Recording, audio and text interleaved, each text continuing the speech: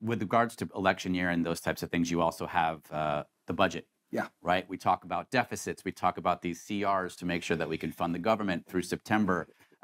Tell me a little bit about how, whether deficits or the bond markets, or just in general, how the government is running, how that's really affecting things.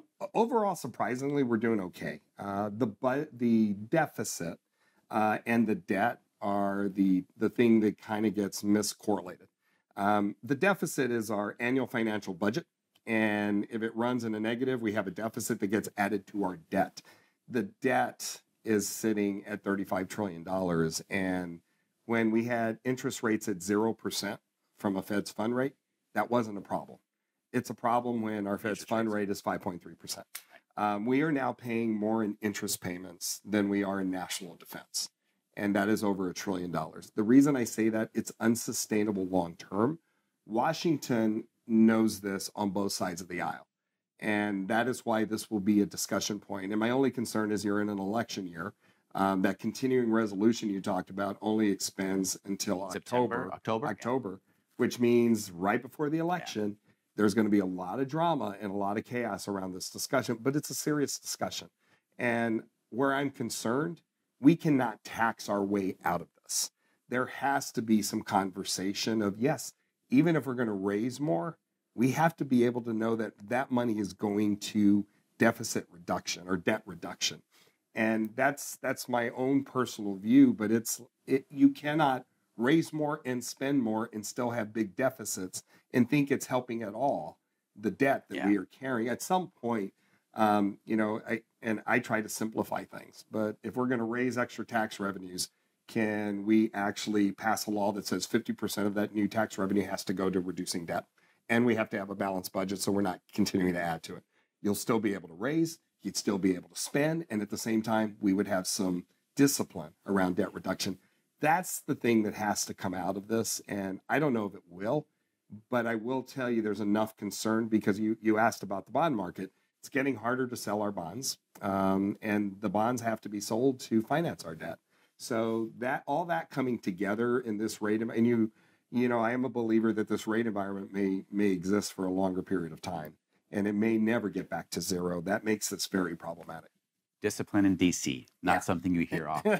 But it's a perfect segue to what I wanted to talk about next, because you just pretty much are about to unpack everything that CEOs are going through. Yeah. Right? I mean, you're talking about the bonds, you're talking about the deficit and budgeting, and it's in October.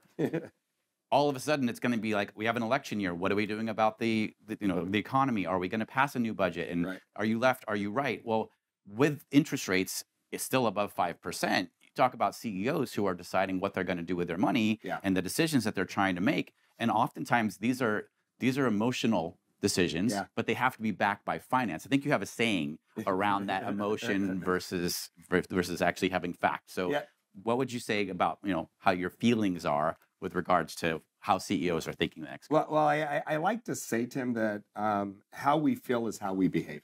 And that's as consumers, and that would be as CEOs. So if we feel confidence in the environment and stability in the environment, then we're going to feel good and we're going to behave that way. That means we're going to spend, we're going to invest, capital expenditures will continue to move. That's what you want to see in an economy. Nobody likes uncertainty. And the uncertainty right now is an election. That'll end pretty quickly. The uncertainty around is the Fed going to start lowering rates? I think we and you saw the markets take off just recently over the last couple of weeks because Chairman Powell is telling us he's going to start reducing, but probably towards later in the year. And not a ton of reductions, right? No, it'll be less than what we expected, but at least we're going the right way. And the certainty is we're not going higher. And that's what everybody needs. But the CEOs overall, if you look at the CEO confidence index, where I'm optimistic, it's all positive. You look at all the trend lines, they're all moving up. A chief executive looks at a CEO index. Looking over the next 12 months, it's positive. Hiring, positive. Capital investment, positive. There's less than 20% of companies that are reducing capital expenditures in the next year. So that's telling me people are feeling pretty good about the economy overall. And I think something that was a positive out of a big negative, the Great Recession, because so many companies had more debt than cash on hand, is the reason we had the Great Recession. Because of that, companies spent, and going back to discipline, companies spent a decade getting rid of debt. So the one thing I can tell you right now is the majority of companies in Pantheon Economic, they have this great chart that shows you companies are cash heavy and debt light at the moment. And that is why I think we've been talking about recession for 2.5 years, and you haven't felt everyone tighten up because we're sitting on good cash. Earnings are still positive.